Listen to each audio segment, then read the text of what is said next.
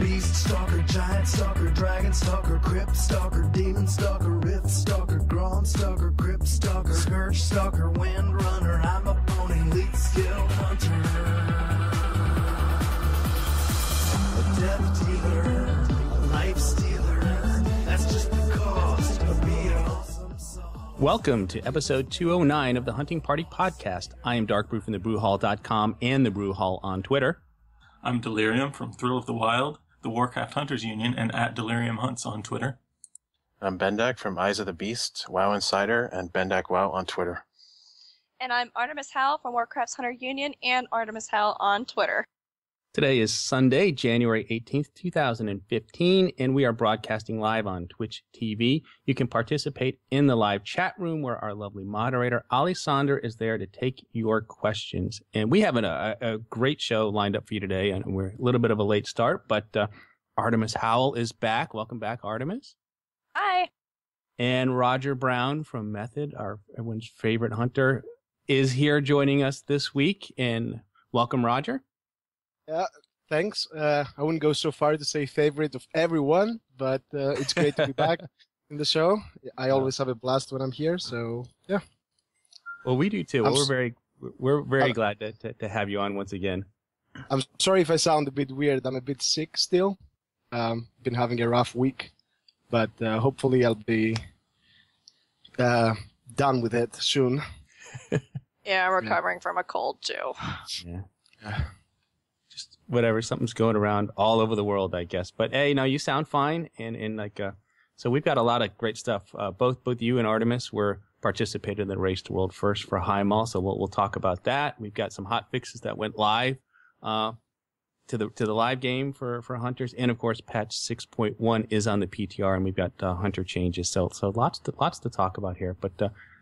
Where do you guys want to start? Why don't we talk about Highmaul and that the whole mythic encounters and everything like that? It sounds like it was another interesting event. So both you and Artemis, both Roger and Artemis, you guys had a chance to get firsthand experience in there. So let's see about a little bit how that went for you guys. All right. So just to say the elephant in the room or whatever.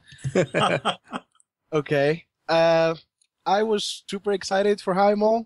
And I even told everyone, like, hey, okay, this is the time that hunters are going to be good again. We're going to be top DPS and everything. And then one day before Mythic gets released, I see the nerfs. And we're like the only class that got nerfed pretty much. And I'm like, I cannot believe this is happening again.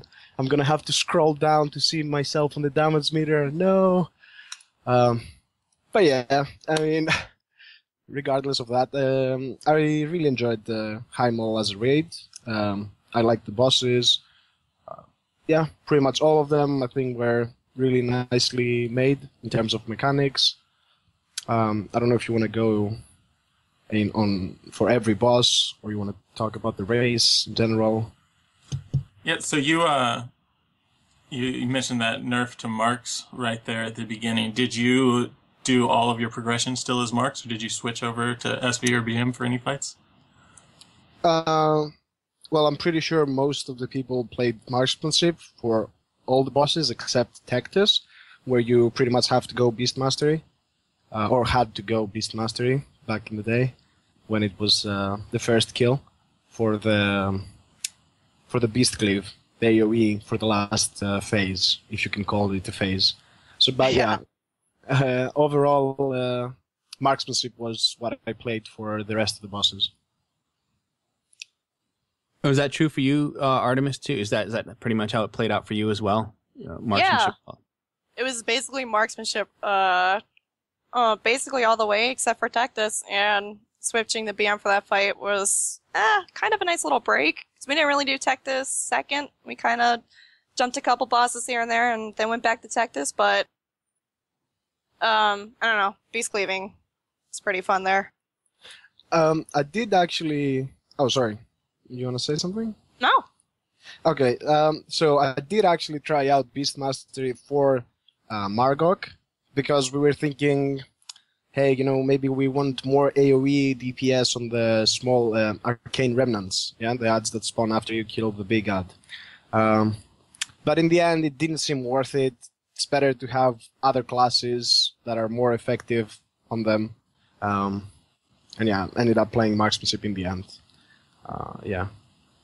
Now we've seen a lot of these fights. Of course, there's opportunities to do other things than just DPS. I mean, did you get any of the jobs like the flamethrowers or anything special that you had to do, or taking the shield on Margok, or were that left to other classes in your group?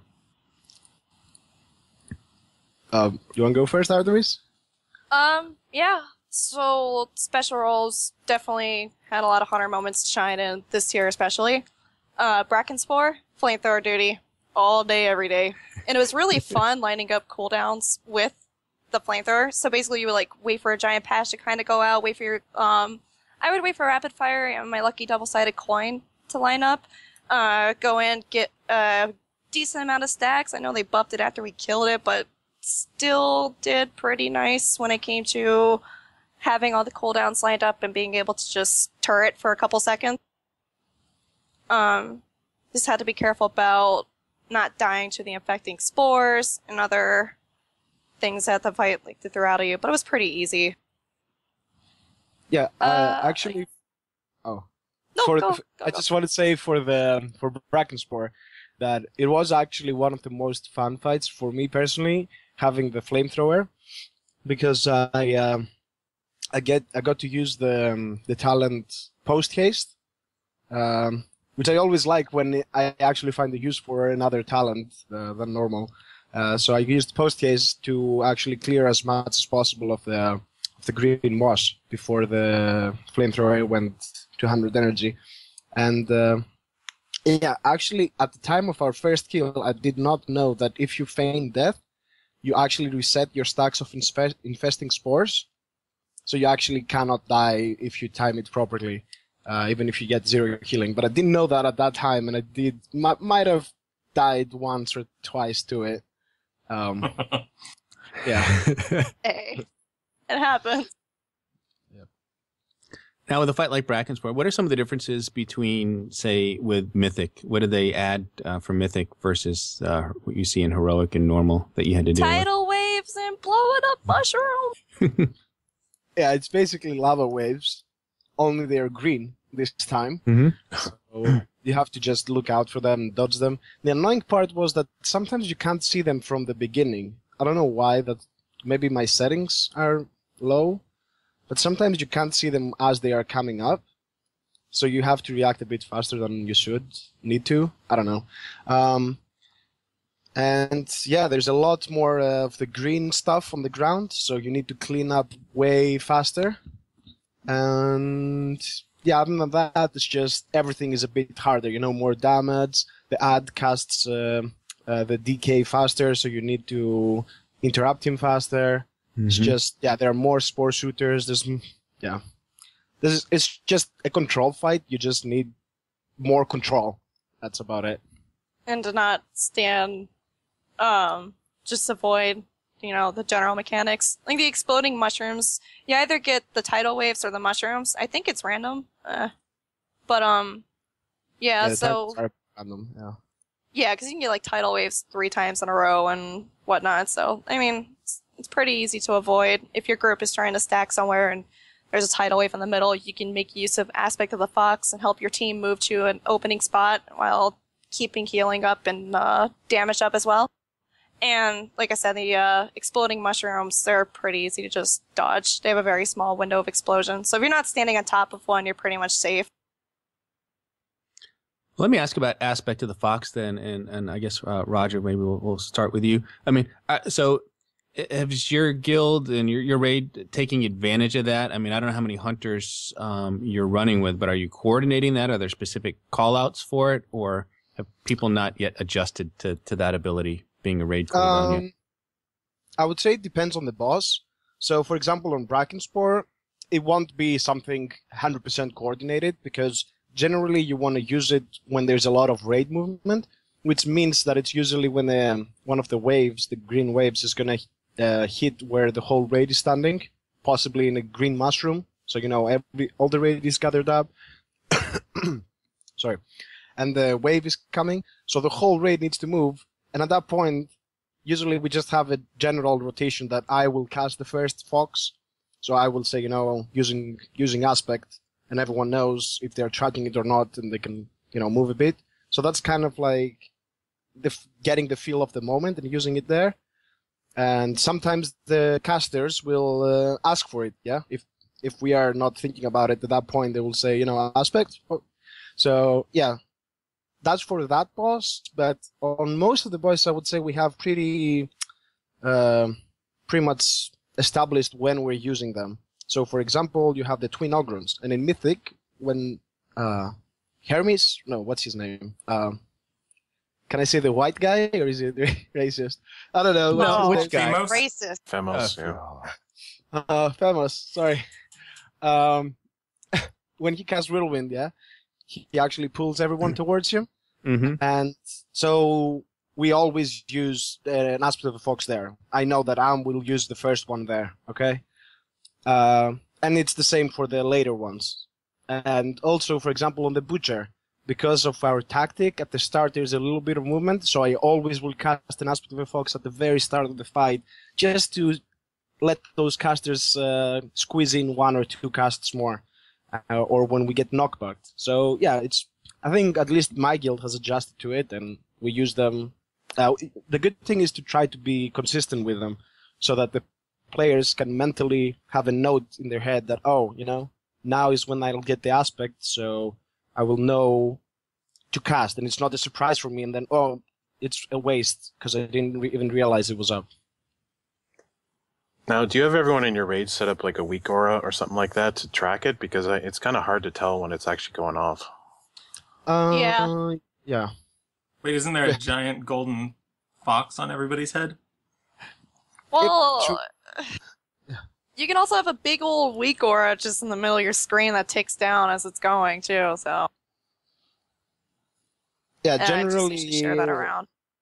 Yeah, I think it's just, people at the start didn't track it, but as time passed, they start realizing, maybe I really want to know when it's up, so I can scream at our hunters if they don't use it. Yeah?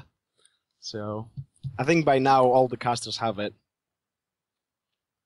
Tracked, that is. Now, have you ever found yourself using it as a personal gain rather than a raid-wide movement gain? Oh, I'm not gonna lie, it was definitely useful on Tectus. Yeah, see, on Tectus we kind of use it when the pillars spawn at the start, so I don't really have it, apart from the very end of the fight again. But definitely seen myself cast it just for me on like Kargath, yeah, the first boss. Because when are you going to use it otherwise? There's no clear time to use it. So I'm just like, hey, or at least when I was playing marksmanship, hey, I'm moving, I want to keep my sniper training up, let's just use it. Or now that I'm playing survival, I want to cast a focusing shot. Boom, aspect. Yeah. I've been having the opposite problem because I don't generally use my keybind to cancel a focusing shot. I just move a little bit to, if explosive shot comes off or lock and load procs. Mm-hmm. And so I've found several times, especially on Imperator, I don't know why on that fight, but I won't notice Fox is up from the other hunter, and I'll try to cancel my focusing shot and won't be able to. Yeah, I got this weak aura I'll give you. You'll never miss Fox. So, Roger, you mentioned you were playing survival. So is everybody playing survival now? I know we've talked a little bit about it. It's gotten, some tweaks which seem to be buffing it up enough to make it a desirable spec. But is that your primary spec now, or does it depend on the fight? I think, survival is going to be, if nothing changes, if there's no surprise hot fixes one day before Mythic Foundry, I think, most of the fights, at least, people will be playing survival. And I think it has to do... The reason why it wasn't played as much, obviously there was a buff to Serpent Stick, right? 60%, I think, or something. It was pretty big. Yeah. But also the reason why survival was performing so poorly, and it's going to be not performing so poorly in Foundry, is because of the gear that you got in Highmaul. So if you check the gear that you can get from the Highmaul raid, there's only, I think, 2 pieces that have multi-strike on it, and multi-strike is by far the best stat for survival. Whereas in Foundry, you can, I think, actually have multi-strike on every single slot. Maybe not 1 or 2 slots not having it, but yeah. So basically, it's going to play to the strength of survival, which is multi-strike, and hence the scaling will be really good. Plus, I think survival is a bit more versatile. The only part that is bad for survival is the fact that it doesn't have any cooldown. So if on a certain boss you want to do some burn DPS, you won't have that something to push some damage in 30 seconds, like massive amounts of damage. So that's the only downfall, I think. And Artemis, are you playing mostly survival? I know you'd mentioned, I think you sort of tweeted out with Blackrock Foundry that there are going to be a lot of AoE encounters. So are you do you think Beast Mastery will come into play more there, or it'll, when I was counting in my head how many actual AoE fights there were, I think there is roughly 5. So that can make BM an interesting variable when it comes to progression. Goodness, I would have to go back on my beta notes and confirm that completely. So right now, as of now, I'm still maining survival. Yeah, there's just numerous of fights where mass AoE for a long period of time. Trains. Let's talk about Thogar. That's a good fight where there's going to be consistent amounts of AoE just pouring in, and BM will definitely have its time to shine there. See, that's unfortunate because I haven't tested Train boss at all. No? Nope. It's one of the bosses that I didn't actually get to try out because the beta was during the summer and might have been on vacations. Yep. Sorry. But I wanted to say something for survival. Okay? So initially everyone was like, oh, what a boring spec, no cooldowns, no... It's so boring, the rotation. But I actually have found that it's pretty interesting if you play with focusing shot, which you pretty much need to. Yeah. Unless there is a fight where there's constant movement, where you might want to go lone wolf. I think focusing shot is a must, because that's the main problem of survival in my eyes. It's the focus starving. You want to throw out, oh, there are 2 targets, throw arcane shots right and left because of the serpent sting doing so much damage. And then, maybe, oh, I want to do a multi-shot here, and I still have to throw my Murder of Crows and Black Arrow. That's a lot of focus that you need. Plus, when you get the locking load, yeah, okay, you don't waste focus, but it's also 3 global cooldowns where you're not generating any, just the passive one, and you actually pretty much lose it with the 3rd explosive shot. So you really get the feeling like, oh, I need more focus, and getting focusing shot definitely solves that, and it feels way more fluid and way more fun for me, at least. So yeah, must admit, I ended up enjoying survival more than I thought I would. Same. I didn't really think I would appreciate its playstyle in WoD, but I actually am having a lot of fun with it currently, going through farm and Highmaul. Yeah, I think it's a good spec, and like I said, it has the simplest rotation of any of the 3, but it's not necessarily a bad thing. And I like focusing shot as an ability. I think it's just, other than not being able to cast it while moving, I just think it's a neat ability. But are you pairing that then with steady focus, or do you use Thrill of the Hunt for the focus regen? See, now I've tried both. So for some fights, I've been trying out Lone Wolf, that there's a lot of movement, especially if I'm doing some special job. I'm not 100% sure if it's better or not than focusing shot. It kind of depends how good you play.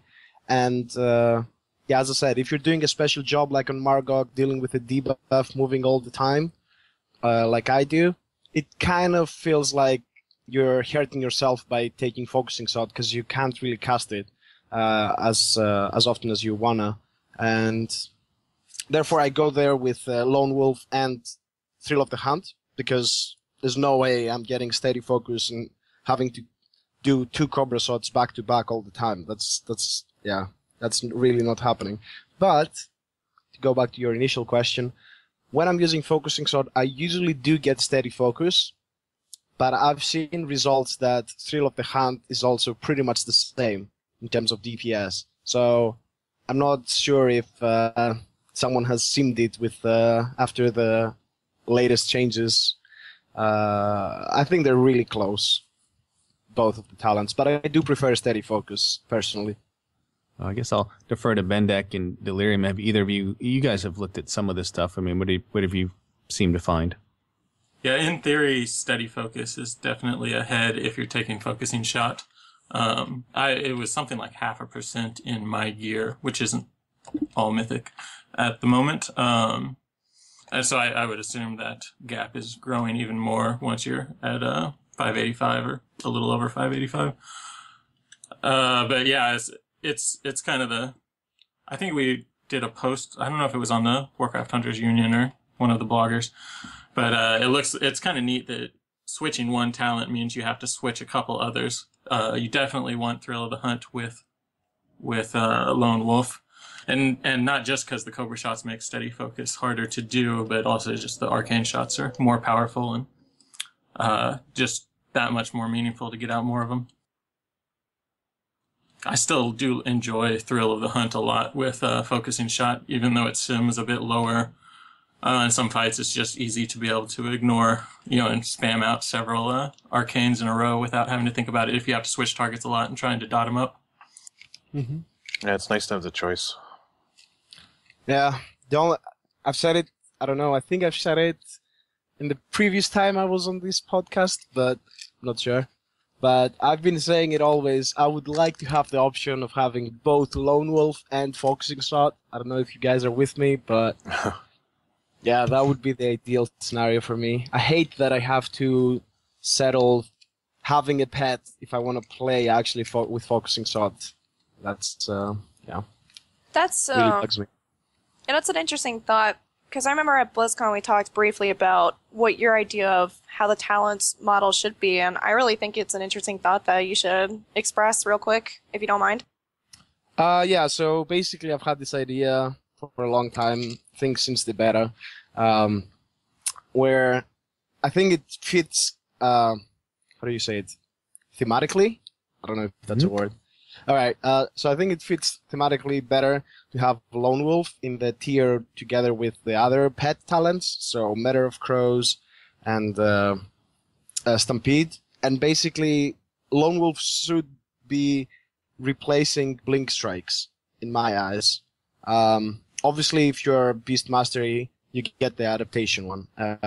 Because basically they're the same talent for Beast Mastery. It's just increasing % of your pet damage and giving you some extra abilities, which you really don't care about that much. So yeah, it feels like it could easily be placed there. So it's the pet talent tree, and if you don't want to play with a pet, you can use it there. And it actually is, I think it's the level 75 talents, yeah? And I'm pretty sure that Warlocks also have a talent at level 75 where they can sacrifice their pet and play without a pet. So it even fits, across the classes. You can make that choice at that point and change your playstyle. And yeah, I think, again, thematically, on the level 100 talents, you have the munitions, the, what's it called? Exotic munitions. Exotic munitions, which basically enhances your auto shots, right? And then you have the focusing shot, which enhances your focus generating shots. And then it feels weird that you don't have a pet as a talent. It should be something that also enhances your shots, I feel. And yeah, so thematically, I think it fits to have that talent moved up. And Blink Strikes, let's face it, it's kind of boring as a talent. It's just a passive. So why have two passives where you can just merge them into one? Obviously, adjust the values and everything. And yeah, get another cool other talent there. So that also there's another option for PvP. I mean, I haven't PvP'd, I'll admit that. But I think it's pretty obvious that you cannot play without a pet in PvP. So Lone Wolf is pretty much a useless talent, and Focusing Shot also you cannot play with because you can't stand still and cast focusing shots. So I think most people are usually going for exotic munitions. I mean, you can correct me if I'm wrong here, but yeah, it feels like there could be another option there. Something cool, something I don't know. I mean, initially I actually had the idea of steady focus there, yeah, but then they went and put it in the other talent. So I was like, damn, I don't know now. Yeah, that would be an interesting choice between Lone Wolf and a Murder of Crows, especially for survival right now where we don't have a cooldown. You know, Crows has been a huge help. It's just something to pair with our trinket if you got the on use or with your pots. So I don't know how I'd make that choice right now. That'd be interesting. Yeah, as I said, I think it's not something that I would put on the level 100 talent, because it feels like something as you should have a choice of that without taking away the choice of the other cool talents in the level 100. Yeah. Especially when it's a no-brainer, like for marksmanship. And for Beastmaster as well. I mean, unless I'm mistaken, I don't know, there were some changes, but I'm pretty sure versatility, what am I saying? Adaptation. Adaptation. Yeah. Is the talent everyone picks. So, yeah. I don't think anything's changed that. I mean, that sort of super pet that it gives you just is like really the only option for Beast Mastery by a long shot. So. Yeah, that's my point. I think the whole system right now, it has limited the options, and which is not the design that they have expressed they want to go for.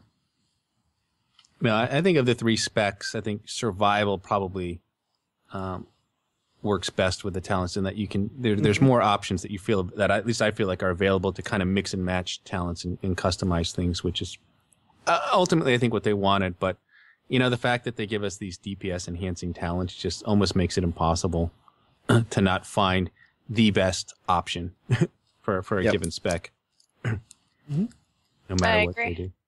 You know, and I don't know if they should ditch that idea and just make those talents all be utility, either AoE enhancing, I mean, or something, and put everything you need for DPS, embed those into the individual specs themselves, which might not be a bad idea, but I don't know. That's probably a much larger discussion to have. But I must say the only thing that I'm really glad that they buffed was the post haste. As I said, it feels really good now because they buffed it, I think, in two ways. They increased the duration from 6 to 8 seconds, I think.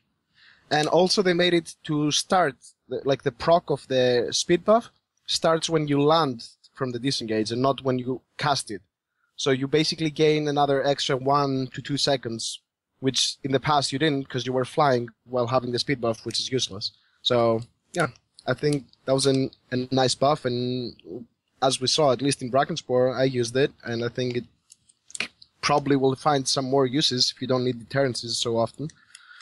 Yeah. Yeah, I kind of like Crouching Tiger, Hidden Chimera for Brackenspore because I would sometimes cheese the waves and, turns through them. Okay, yeah. I know there's probably more efficient methods of handling it by, not being in a giant tidal wave while trying to get buffs up.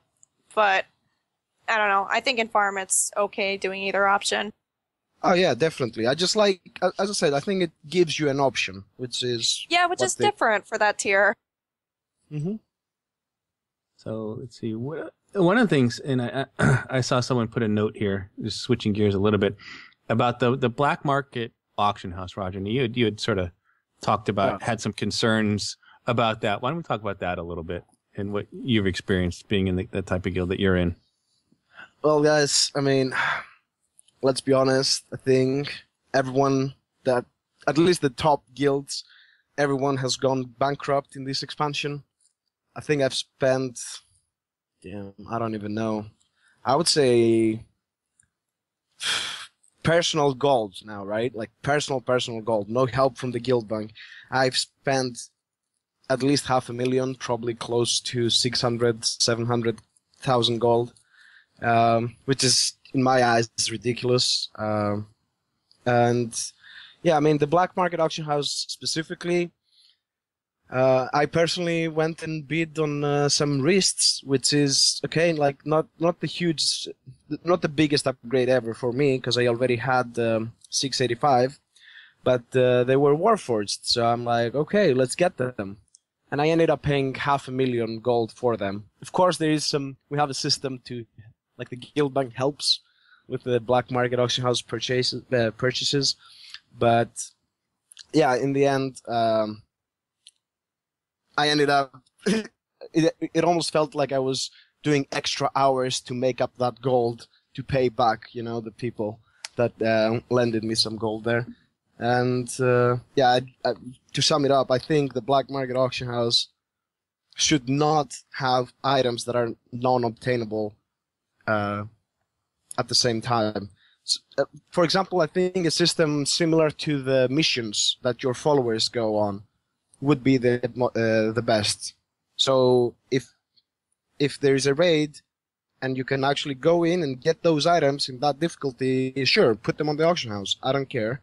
But what happened was before even Highmaul normal was open, there were mythic warforged socketed items from Foundry, which is 50 eye level higher than you could get, which is absolutely absurd. And we saw obviously some guilds from the Asian servers, Chinese servers. Yeah, Chinese servers. They abuse that system, and I don't think it's their fault, to be honest. I think Blizzard should not have those items there because who are they really pleasing having those items up there? They go for absurd amounts, which means that people with absurd amounts of gold, which we don't know how they obtained. Okay, some shady probably deals there, and they ended up with 1 million gold and they go and bid on them. And okay, like, is that really some really important gameplay that keeps the people in the game interested? Nah, I don't think so. So I think they could easily remove them or make them, as I said, be the current available gear that you can raid and get. Yeah, I remember talking to the item guy who was behind most of the backlash from it, and he just completely said that it's fun and rewarding and didn't really clarify much else from there. And it's like, I agree with you 100%, and I feel like if people had the access to server transferring multiply like the Chinese did, I feel like other guilds would have been doing it as well. Mm-hmm. Just because they made it so accessible, and it's like, it really shouldn't be like that. It's a pretty broken system. Mm-hmm. Yeah. I don't see how it's that fun. At least every time, you know what? It's actually funny, because whenever there's an item, let's say it's the male wrists, that I got. Whenever it's a male item, for example, all the hunters and the shamans are like, oh, shit, I have to go and buy this now and spend all my fortune on it.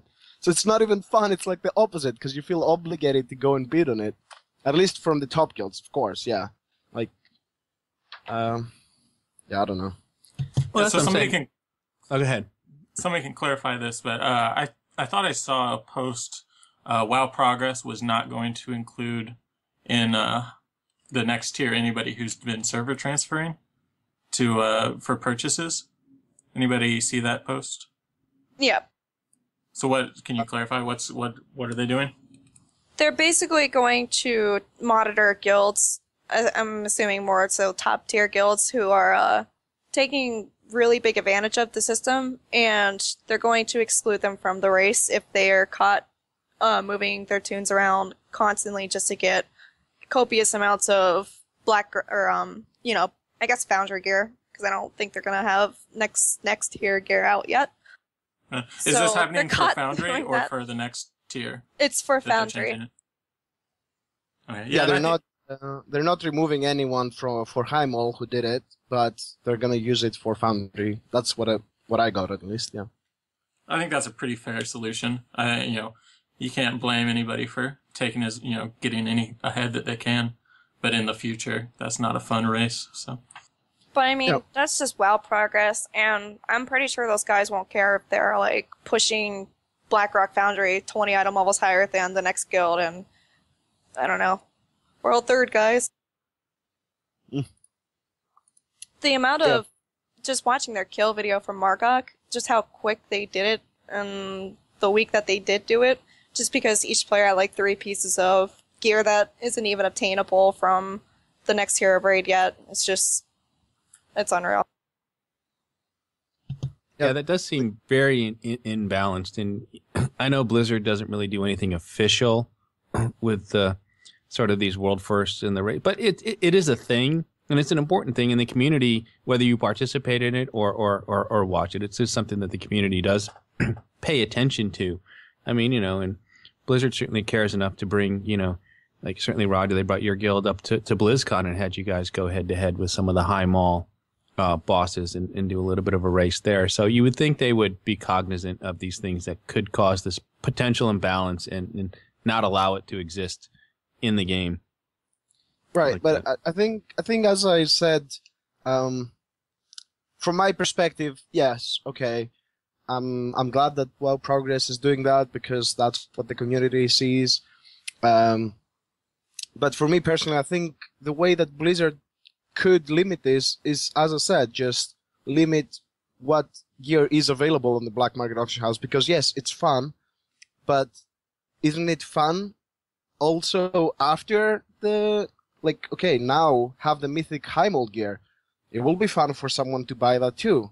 Why is it fun to buy a Foundry item and not the Highmaul item now, mythic?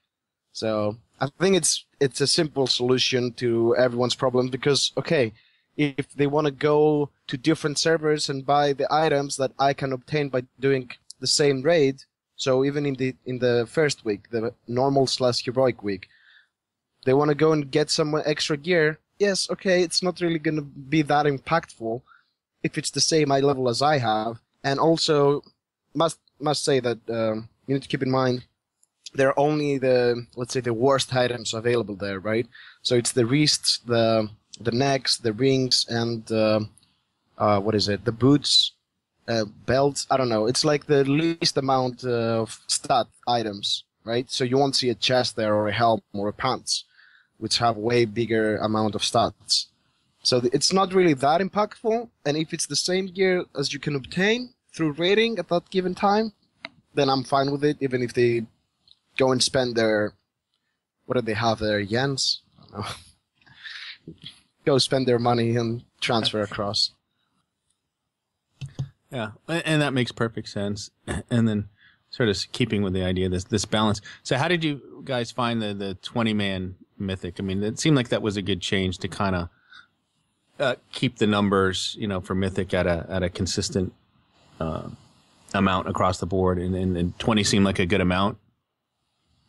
Yeah, I really like the streamlined one hard mode version of raiding because it makes the playing field, I feel, very competitive. You see 10-man guilds who turn 20-man and they're doing phenomenal, or 25-mans that had to downgrade and slightly, of course, it's not really that big of a jump, but you get the picture.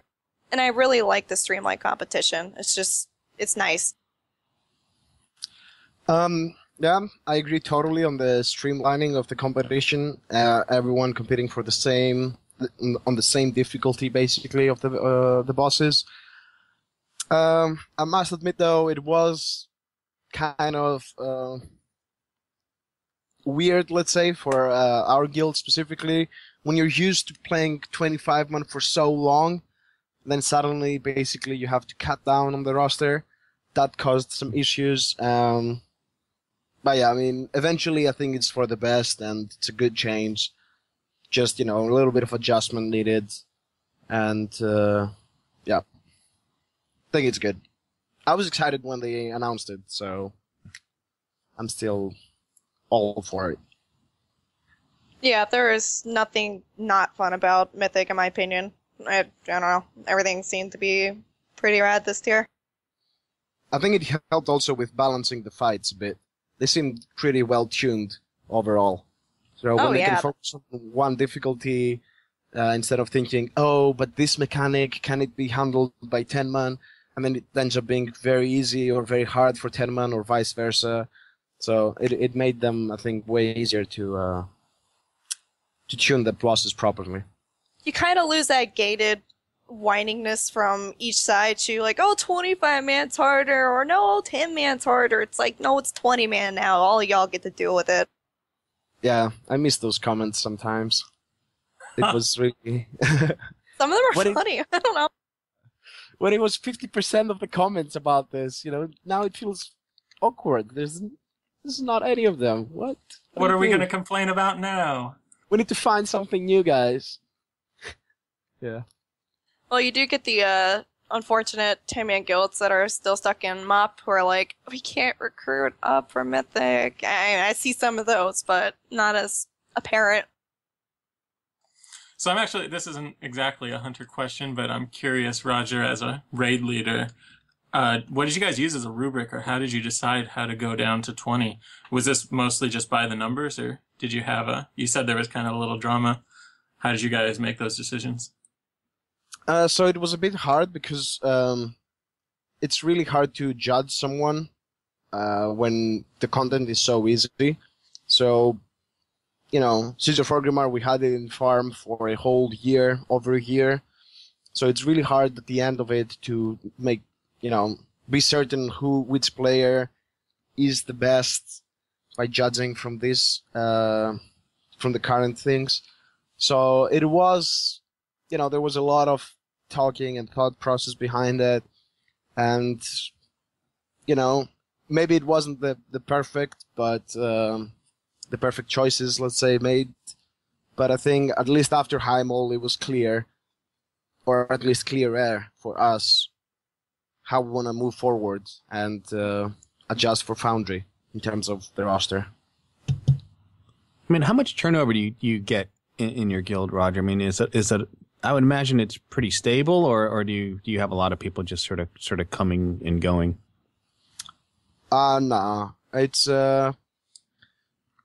really hard, let's say, to accept an application, especially now, because as we said, we dropped down to 21, which means that to recruit someone, he would basically have to compete with less people than before for a spot, which means that it's harder, obviously, for him to make the cut. So it is, because we've had some members for so long and we know their qualities and we know that they're going to be there, and we know how they're going to perform, and you get used to them. It's kind of, it's like a team. You know your teammates better than you will know someone who joins now. So unless there's unless we see someone underperforming or, not interested so much in the game, we don't really feel the need to try out someone new. Of course, if the application is out of this world, we'll still get him in and trial him, but, or her. Yeah, I wouldn't say there's a lot of moving around. I would assume less than 5 people every tier. Yeah, so that's very stable then. Cool. Mm-hmm. So do you guys have any other questions for Roger, or do we want to move on and talk about some of the changes coming in 6.1, or? Let's go on to changes. Yeah, so let's talk about, so this week, or not this, well, since the last podcast, I should say, we got some hot fixes that were applied to the live game, which is some of the class tuning changes. So Beast Mastery in particular, and Bendak, you play Beast Mastery. That seems to be your favorite spec. So why don't you talk about the change that went into effect? Yeah, basically the mastery got buffed a little bit. It's the base mastery went up from 16% to 18% pet damage, and you get 12.5% more, bang for your buck from the stat. It's really not that big of a buff. It's like, if you combine it with the haste buff they had, it's like 2 to 3% extra damage. I guess the main change is that it made mastery the top stat over multi-strike for BM. But this is BM, so it's not like a drastic difference in stats. Like, their stats are so close. Like, it's crazy how close they are. There's really, if you play a lot of BM, there's really not like a bad piece of gear because they're so close, except for maybe like versatility. But So let me ask as this question. I'll ask you, Roger, this. So when you see like a change like that, where something like, and I know you don't play Beastmaster, but let's just say theoretically it was the best spec. I mean, is that something you would do then? Would you carry around maybe a couple sets of gear? Would you? I mean, so if you saw a need to say have Beast Mastery and Survival as your top specs, would you be inclined to re-enchant stuff, re-gem stuff if need be on fights that needed Beast Mastery to prioritize Mastery over multi-strike, or would you handle something like that? So basically, are you talking about progression or are you talking about farm now? Well, progression, mainly progression, because I figure farm it probably doesn't matter what you do for the most part, but progression really. Yeah, for progression, I would definitely, if there's a fight, then I have to switch to Beast Mastery, and the best stat at that point, even by a small margin, is, Mastery. Or maybe, there's a fight where you need more AoE, or you need, and then the stat weights a bit change. Then yes, definitely I would re-enchant and spend more of my precious gold and re-gem and everything. To the best stat. But in general, yeah, for farm, for example, I was playing, what's it called? I was playing marksmanship, so I was enchanting and gemming for crit. And then now that I switched to survival, I switched it all over to multi-strike. And yeah, so definitely would change to the best stat, even if it's a small margin for progression. I 100% agree. Now, in terms of gear, there's a problem now because you don't really have as much gear as you want to have. So, for example, say you get an item that has a socket, a mythic socketed item. Then if you have another item that has different stats, but doesn't have a socket, but has better stats for the other spec, it's probably not even better to use that just because it doesn't have a socket. So in that case, you don't really get to switch gear. So I don't really think it's viable right now because there's so limited gear and we kind of spread it all over the place, right? To be as well geared, have everyone as well geared as possible for Foundry, because it was so close with Highmaul. You don't really have the luxury of having extra amounts of gear to play around with. Not to mention there's not really that many items anyways, right? It's like the only items that are double, meaning there are two of for one slot, I think right now is only the boots, the neck, and then the ones dropping from the chest, which is the cloak and the belt. Everything else you only have one of, so you can't really choose anyways. Yeah. So that's interesting with the helm that's available right now. It's pretty terrible for survival. So I'm curious, unless you've gotten one with a gem socket or a Warforged, I think you're still better off even taking the 670 level crafted gear if you can get it with the right stats than that haste mastery helm. Which just makes really weird that you have to make that decision or look at that. Yeah, that's possibly right.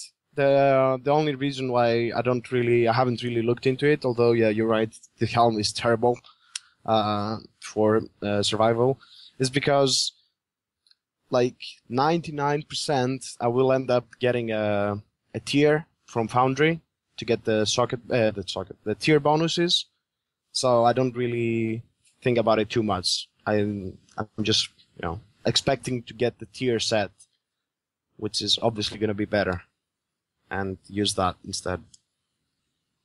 Yeah, and speaking of the tier, I mean, that'll be finally they'll release the ability to get the tier year and the set bonuses with Blackrock Foundry.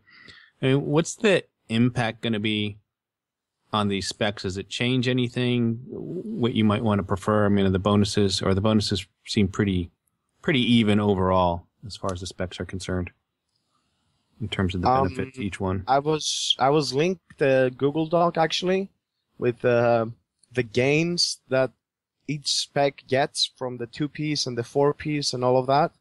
I don't know, should I link it actually? Do you want to share it on Skype? Alright, I'll share it on the Skype. Give me a sec. Because I think I'm not allowed to link it on the stream, or it will not show. I don't know if it will or not. I'm not sure how we've set that up, but one of us can certainly do it, I think. Alright. So yeah, it doesn't seem like the hunters are getting as big of a benefit from the pieces, the piece bonuses, as other classes are, mages and warriors. But yeah, I think it doesn't really change much in terms of the specs, the 3 specs. Survival, I think, is still ahead of the other 2 specs in terms of DPS, even if you get the tiers, the tier bonuses, and yeah, Beast Mastery, you probably only want to play it if it's really a lot of AoE and you want to beast cleave it out. So yeah, I don't think it's gonna change the balance between the specs, but it's gonna be a nice bonus, of course. Yes, it will be nice to get those, and I haven't looked to know. I know there's going to be, in addition to Blackrock Foundry, which is opening up, I believe February 3rd is when the doors open, so it's not too far out. But there's going to be another world boss, and I don't know if that world boss is going to drop the tier gear. I suspect they've done away with that at this point. But if any of you guys can confirm that, I mean that's the way it used to be. It used to be see here. Yeah, it should be in the Dungeon Journal. Yeah, that's Brookmar, right? Doesn't appear to drop tier. Yeah, I don't. I mean, obviously last expansion, that's the way they did it. You could usually get the gloves and the legs off of there, but which is an easy way to get a 2-piece bonus. But I think they've just kept it all in Blackrock Foundry at this point, so that's where you're going to have to go raid to get your stuff. And right, and I have heard something which is really not pleasant for me. I really hope it's not that way. I want you to confirm or deny what you know. I've heard that the tier pieces, you're gonna drop the tokens, and you're not gonna know if it's socketed or if it's warforged until you actually buy the item from the vendor. I heard that too, yeah. Yeah, they confirmed. Owen Landgren, I'll link his Twitter. He confirmed that a long while back that basically you can open it there, but you don't know if it's going to be warforged or socketed until after it's open, and it's untradeable once you open it. Okay, yeah. My understanding is you weren't going to have to go to the vendor; that you'd be able to use the gear right there, but it was going to be like a sort of an on-use item, if you will, where you'd open it to see what it was. So you know what makes the game fun is wasting gear. Yeah. I can't wait for that to happen, where you give tokens to the 3rd alt that, you won't even play ever, and then he clicks it, and it's Warforged with Leech and Socket. And then you're like, what? I wanted that on my main, but oh, too bad you can't use it, because it's a secret bonus, which I don't know, I think... Yeah, this is... They really went... I really think they went wrong in that field completely. Because... I think it's going to get messy. Oh, yeah. But when they argued against it, they're like, it's fun. It gives you incentive to come back again and again. No, it doesn't. Well, yeah, maybe it gives you the incentive to come back, but you're going to come back. Most people are going to come back anyway. Right. Most people are going to farm regardless. But it's going to give you the incentive to roll on that tier piece, even if you've gotten it. Yeah. Week after week after week. So, if you have 3 hunters, I mean, obviously, the guild will probably be nice and make sure everyone gets one beforehand, but still, at some point you're always going to be rolling on that gear until you get the at least Warforged, I imagine, and even beyond that, trying to get like that perfect combination of like a socket and everything else. Yeah. I actually think socket is better than Warforged from what I've, except for the weapons, of course, and the trinkets. Yeah, right now.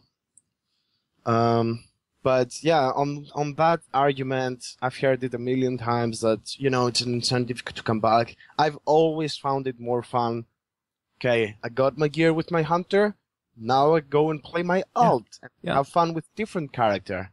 instead of playing the same thing over and over again and getting disappointed over and over again, in just waiting for the Warforged socket weapon and never getting it, instead of going with other characters and learning more of the game and more classes and being more, I don't know.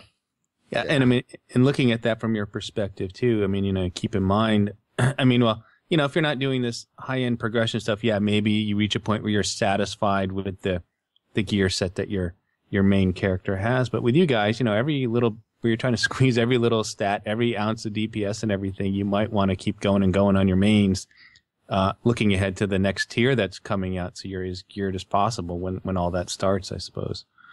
Yeah, exactly. That's pretty much it. Yeah, we're gonna need to go with our mains every single week, and then have other raids for our alts, which means more raiding. Sure, okay, yeah, we're gonna be raiding more, but it takes away. It's not enjoyment at that point. It's just grinding, instead of thinking,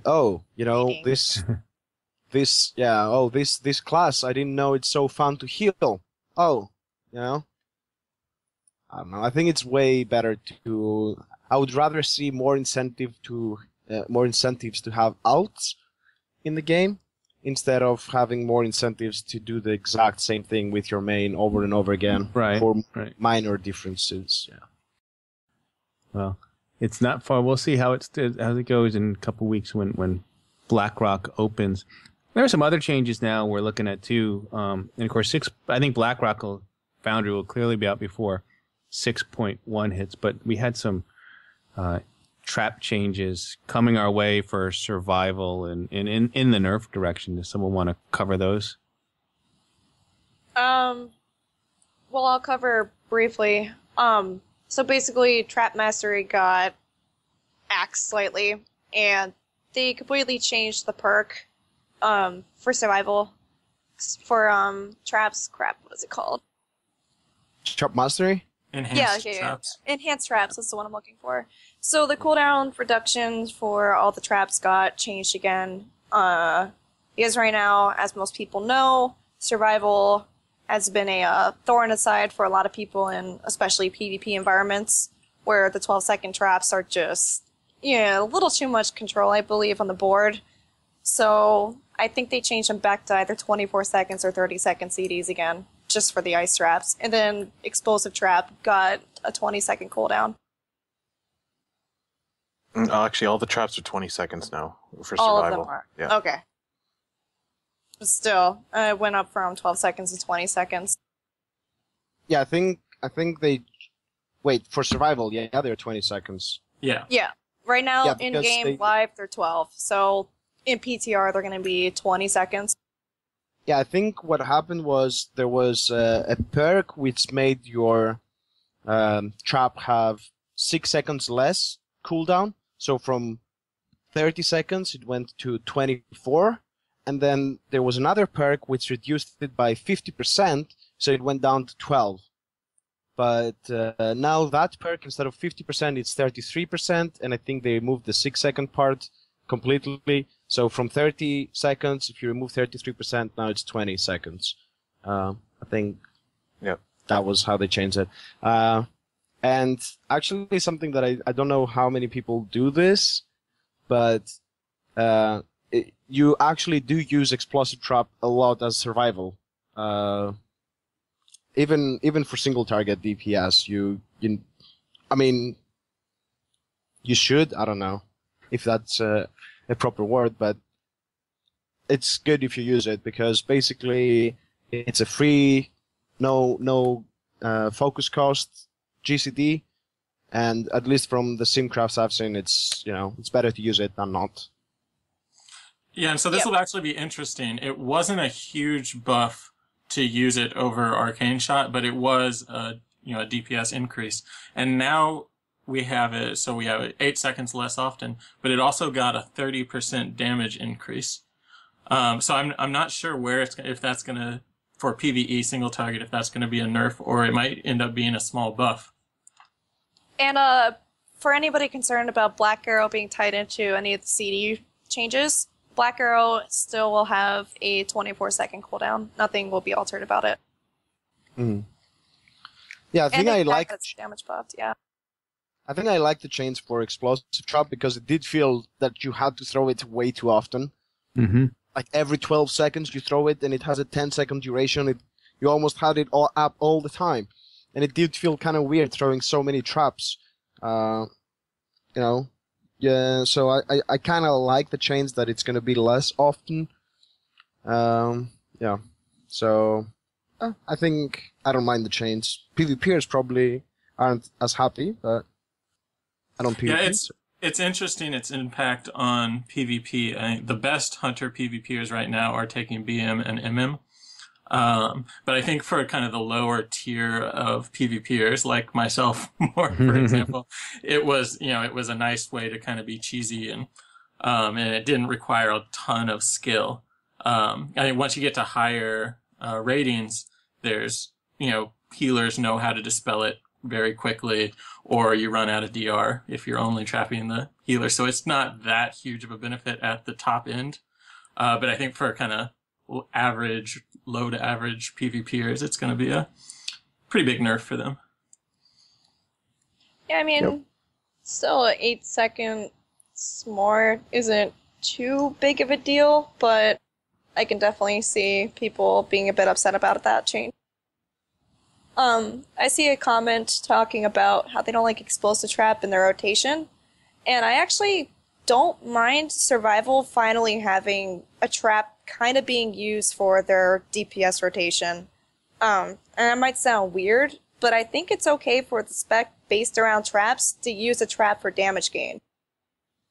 Yeah, I mean, I think sometimes it can be annoying if you have some issues with the camera. Like, for example, on Tectus, when I'm standing at the very edge of the room, and I do a sidestep while I'm want to throw the trap, and suddenly my camera goes all the way inside, and I end up throwing the trap in front of my feet instead of on the boss. Or, I'm sure many of you have thrown some traps over on some chandeliers or something hanging from the wall. Oh, yeah. By mistake. So, yeah, that's always not so fun. But I think overall, it's okay. Yeah, theoretically, I could see a point that it probably shouldn't be a DPS gain if you throw it for a single target increase. But, maybe on 2 targets plus, it definitely, I feel like definitely you should be throwing it. Yeah, I don't mind it as much, especially now that it's going to be longer cooldown. I think it's okay, let's say, because let's face it, the rotation, as we've said, is not really that complicated. So throw in an extra thing. And I finally found, a use for my keybind, let's say, that was gone with Killshot. Because normally my trap keybinds are not really the best. They're Alt 2, Alt 3, and Alt 4, because I don't use them as often. But when you're throwing them on your rotation, you want a more an easier keybind to press. So I put the explosive trap on my Killshot keybind, and it works amazing. So I'm glad there's no gap on my action bars anymore. Yeah. We talked about this last week too, and one of the good tips we brought up was that if you want to try this out, the best place to do the explosive trap in your rotation is to line it up when you're casting your focusing shot or your Cobra shot, because then you don't waste any potential, GCDs, and you can, it's really nice. I was trying it out this week. Yeah, I think it's nice also because sometimes you want to wait one global cooldown before something is ready. Like, for example, imagine you have 40 focus and your black arrow is 1 second off the global cooldown, but you don't want to cast an arcane shot because then you won't have enough focus for your black arrow. Mm-hmm. So at that point, you throw the explosive trap and it feels awesome. I don't know. It's not really my top priority. Oh, I need to get it out as fast as possible as soon as it's ready. Although that might change if it got buffed in terms of that DPS. But yeah, it gives you a little bit of flexibility, which I like, with your focus. I don't know. We just need Bear Trap back. Yeah. Yeah, I mean, it's not a bad idea. I mean, obviously, and the bear trap was going to be the answer to the sort of little bit of burst that survival needed, but I guess they seem content to keep survival at 100 focus. It's the only spec that doesn't get that extra bit in. Of course, doesn't have the DPS burst, and it doesn't seem like Stampede, which looked like it could have filled that gap, is really as big an increase as you would hope. So it just sort of stays shelved right now. I mean, is there any scenario where you guys are finding to use Stampede at all, or is it just pretty much the odd man out on that tier? Yeah, I don't really see any fights right now where Stampede would take place over another talent. Maybe, I don't know. Yeah. Maybe I'm wrong. Yeah, I don't think, especially now that they made the Murder of Crows be more bursty, it kind of fills that role as well. Like, imagine there is something where you need some decent amount of burst to get an ad down as fast as possible. You can use the Murder of Crows there, and it's going to be fine. You don't really need the Stampede to cover that. And not to mention, I was super mad with Stampede back in the beta when it felt really wrong when you casted it. I don't know, for some reason, all of your pets would spawn on top of your target, but then start running towards you, and then they go back to the target, and I'm like, what are they doing? Are they dancing? Yeah. So I'm like, I'm done. I'm done with Stampede. Not using it ever again. Yeah, I think now that most people have gone over to focusing shot, there's not as much benefit from Stampede. So it's 25% less powerful, or less of a buff than it was with Lone Wolf. Yeah, I think there's no reason to take it, honestly, unless you feel overwhelmed, let's say, having so many buttons and you want to just press Stampede at the start of the fight and never think about it. But realistically, Murder of Crows, I think, is fine. Although, to repeat myself, I don't know if I've said this in a previous show, but sorry, I think the Murder of Crows could be a bit more interesting in terms of, the extra effect that it has. Oh, if the target dies, it resets the cooldown. I don't think that's very interesting at all. I think they could have put something different there to make it more interesting and more, how can I say it, more interactive with your rotation or with your playstyle. Maybe, when the target dies, it jumps to the nearest target. I don't know, something. Yeah. Sorry. Or, maybe when the target dies, they all come back to you and heal you like a Nubarak, I don't know. Just something different, because it really feels like, meh, okay, it resets, okay. Like the only time where I actually can find some use of it, and still, it's kind of like, how can you know if, because it's not really going to be effective if the target dies in the middle of its duration, right? Like, if it only was there for 7 seconds, yeah, okay, it reset, you still have to spend another 30 focus to cast it again, and you only got half of the damage from it the first time. So the only time it's actually really effective is if the target dies at the last 2 seconds or something of the cast. And you really need to be a mathematical genius or something to figure that out. The only time where I've actually used it and I've seen it, kind of work is on Margok during the intermissions when I'm DPSing one of the war mages. And, if I've kind of figured when around to use it, around 30% or so. Like, it depends on your DPS as a raid, it's different, obviously, depending how many people are using that target. But if you use it, and then it dies off, and it's at the end of the cast, and then I switch to the other Gorian War Mage and cast it again, and I feel like, oh, suddenly, I'm doing a lot of DPS. But that's the only time where I've actually seen it kind of working. Yeah, that's what I was going to say. I feel like Margok, and I've gotten pretty good results with it on Brackenspore, especially at the beginning there where the ads are pretty predictable, or whatever that second ad is. Yeah. Yeah, I mean, I'm not saying there is no use to it. It just feels like it's not really that rewarding, even if it does work the best case scenario, because you still have to spend focus to recast it. yeah. I don't know. I think they could do something better with it. So another change coming in 6.1 that kind of got data mined. Pet battle res will be useful finally. And Oh what yeah, that we means- almost forgot about that. Yes. I can't forget about that. Yeah. But yeah, talk Wait, about what did they do there? And it Okay, was needed, by the so- way. Yeah, it was pretty cool. I don't know. I don't want to take too much blame for it, but I kind of argued with the right person at BlizzCon that our pet battle res is completely useless for the fact that we had to like manually click and move our pet over on top of a body to res them because the range is just so bad. That in 6.1 the range for all pet reses will be increased to about 40 yards. Oh, yeah. So you can For a actually moment there... hopefully res For a moment somebody there, far away. Okay, yeah. For a moment there, I thought you were talking about pet battles, and I'm like, No. what? Okay, yeah, I get it. Yeah, that's true. That's an interesting change for sure. Yeah.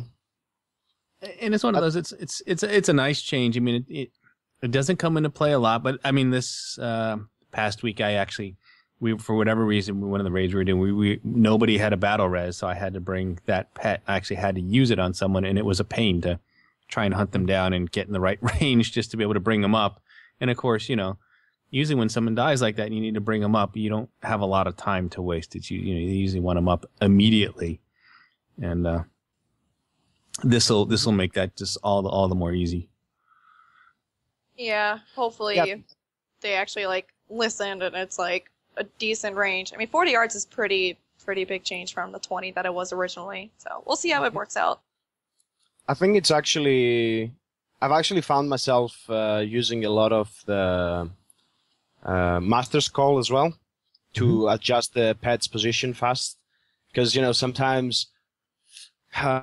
I must admit, I put my pet on assist, so whatever I'm DPSing, it goes there automatically, even though I end up using my keybind to attack. I don't know. Maybe I should put it back on passive.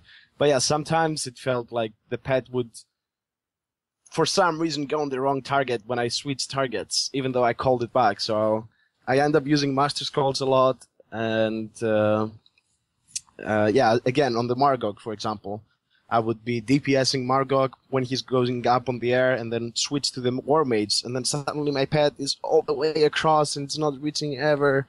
And yeah, so I use the Master's Call there, and I think with that change, 40 yards, if you know where the target is, you can easily, Master's Call your pet on you and use the macro to res them, and then you're good. Because, yeah, you can definitely easier adjust your position than your pet's position, and yeah, I think that's fine. Yeah, Master's Call is so useful to slingshot abilities onto yourself. I know for all hunter raids, people would make Master Call macros to with Spirit Men, so they basically slingshot and heal themselves, and the pet would just go right back to the target. Spirit Men has a weird range. Mm-hmm. Speaking of Spearmint, Speaking of Spirit Men, I use that. more changes. yeah, they're That was a buffing that.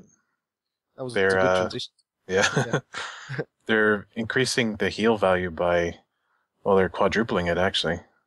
They're both the initial heal and the HOT at the end, so it's pretty nice. Hopefully, maybe we can be using, I don't know, that's more of a nice change for BM, if anything. Yeah, it's good for soloing and Only BM, yes. Well, yeah. It's like, well, Yeah. I mean, Yeah, I think Sorry, those go ahead. changes specifically will be good for something like a challenge mode, because sometimes you go into challenge modes and you don't have a combat res, so it's nice now to have a combat res with 40 yards, and then also the heal, obviously, really interesting there. Yeah, sure, you can use the raid. Obviously, if you're not missing any buff and you don't want any special hunter ability, you should be using the heal. I think it's going to be more useful than it used to be in previous expansions because of the way they changed damage and health pools. So you're not going to get nuked down instantly usually by some ability. You're just going to drop low. You see the whole raid dropping low and struggling to get up, like in Margok Phase 3. And it's nice to have that extra heal and not depend on your healers. Yeah, you could use it on yourself, or you could just leave an auto cast, I suppose, depending on how the fight is. Mm-hmm. It'll just throw it on the lowest, or whoever drops. I forget. I don't know what the threshold is, but it's like 40 or 50%. It'll throw it on someone. Yeah. I don't know. I always feel I want to be selfish sometimes with those abilities and just save it for myself. Yeah, I'm thinking the exact same. Well, to be honest, there is a thought process behind that too, because sometimes when, again, an example from Margok, I guess, or you could even say Korag, yeah?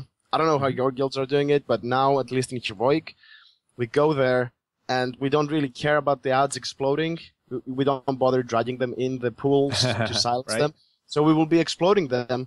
But, maybe there's a druid who's going to use Tranquility, or a monk who's going to use the Revival and instantly, heal the whole raid up. So you don't really want to auto-cast it on some target which is going to get healed no matter what. But you always know pretty much when you need the heal. When, your whole raid is going to be struggling and you're standing somewhere where you're not really going to get healed, and you want to use it on you at that point. So it's at least if you have that kind of thought process, I think it's better to use it on yourself. Yeah, the only thing to keep in mind is that it only has a 25-yard range. Mm-hmm. Yeah, Artemis, can we get something for that? Some similar change? Yeah, there you go. Talk to your people. That's right. Reach out to your contact and get it done. Oh no, I feel bad because I wasn't trying to argue with the person that I talked to over it, but it was really cool the next day when we toured Blizzard, and he's like, "Oh, by the way, that change is coming in 6.1," and I was like, "What? No way!" That's cool. I wonder why. What was the complexity that they had to wait for an entire patch to fit that in versus just hot fixing it, or doing it with other changes they might have. I don't know. Yeah, that's a good point. I was going to say, maybe they just weren't aware that it's so bad, I guess to say. That they didn't change it, but it's kind of weird that they waited. I don't know, November was a long time ago. Yeah. But, so I know we started late, but we have kind of surpassed an hour here. So what do you think? Should we just wrap things up? We don't have any listener questions, and we've kind of covered all the changes here today. So let's... Anyone else has any topics they want to go over? I mean, I can stick around a little bit. I have one small topic. Absolutely. One. Yeah, please. So I have a personal question to each and every one of you. Mm-hmm. Do you have the RogerBrown's Diamond Seal in your bank or not? Can we not talk about this? Have you disenchanted it? Have you ever disenchanted it or sold it to a mere vendor for 10 gold or whatever it goes? The going price on it, I don't know. I think there's a video from a famous raid leader who disenchanted it live. I saw that and it hurt my feelings. That's why I'm asking. Mine is sitting right beside Zahara's dragon skull crown and Frostheim's cloak in my bank. So feel special. That's cute. That's amazing. Thank you. Now I can feel better for myself. That was my topic, though. Yeah, and I don't have it. Where does it? I know it's in that. Where does it come? Where does it drop from? I haven't seen. The last boss. Okay, so no, I memorized it or it dropped at least. So. Oh, okay. Yeah, I haven't got it either. But I will keep an eye out the next time I'm in that instance, and no, I won't DE it. I'm gonna notice an increase on Everbloom instances in the next 10 minutes. That's right. There you go, hunters. That's awesome. Cool. All right. Well, on that note, you have been listening to episode 209 of the Hunting Party Podcast. I'm Darkbrew from thebrewhall.com and the Brew Hall on Twitter. I'm Artemishowl from the Warcraft Hunters Union and Artemishowl on Twitter. I'm Delirium from thrillofthewild.com and at Delirium Hunts on Twitter. I'm Bendak from Eyes of the Beast, WoW Insider, and Bendak WoW on Twitter. Check us out on iTunes, YouTube, Stitcher, or add our RSS feed to your reader. And we'll, of course, we'll have all these links available on our show notes. If you have a question or topic you would like to discuss on the show, email us at huntingpartypodcast@gmail.com or send us a tweet at huntingpartypod. Yeah, and be sure and follow us at Hunting Party Pod too on Twitter. We'd be happy to have you as a follower. And Roger, do you have a Twitter you want to give out? Oh yeah. Yeah. Follow me on Method Roger at Method Roger, and thank you so much for having me on this show. I hope everyone had the blast, and yeah, it was really cool. Oh no, it was great to have you on, and we'll certainly have you back again later this year. I know you're probably about to ramp it up and go into the progression mode here with Blackrock Foundry in a couple weeks, but certainly when that's all said and done, we'll love to have you back and have you talk about those experiences again. Yeah, always a pleasure. Yep. For those who are unaware, RogerBrown and some of the other guys from Method, I guess, have been making Mythic Guide videos, which are up on their YouTube channel. What's the address for that? It's youtube.com/Method Network. And yeah, you can go check out. We're going to do all of the bosses in Highmaul, and when we clear Foundry, we're going to do those as well. And yeah, you can hear me and Just Wait, our beautiful voices, explaining how to do bosses. We're still kind of new to it, but I think as time progresses, they're going to get better. So, yep. All Go right. check out if struggling with the bosses.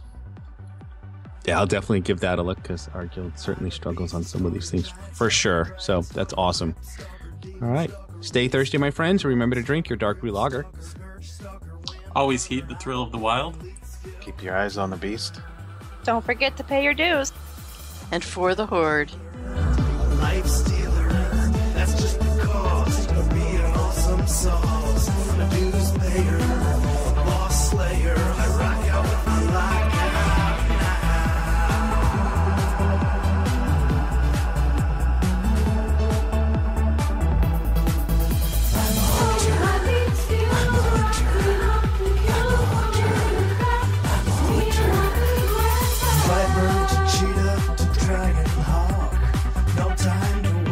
cause I can jump shot.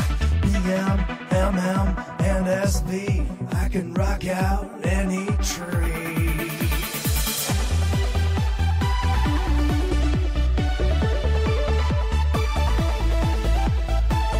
Never worried about my threat, cause I've got FD and misdirect.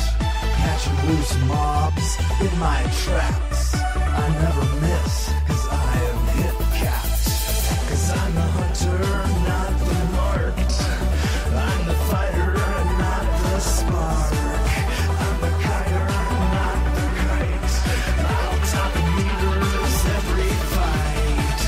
Raiding and cave dealing death. Just me, my gun, and my trusty bed. Now let's begin with Illidan, Osirian, and Gil'jadan, Magdamar, Asgalor, Gruul, Cthulhu, and Razorgore, Onyxia to Ragnaros. Which one have we killed the most? Kel'Thuzad to Malagos. We even killed a Kama's ghost.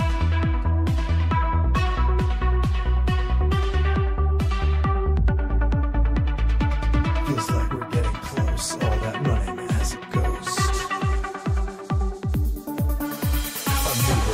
Yogg-Saron, Thorian, Sartharian, Megtheridon, Sapuron, Lucifer, Sulfuron, Archon,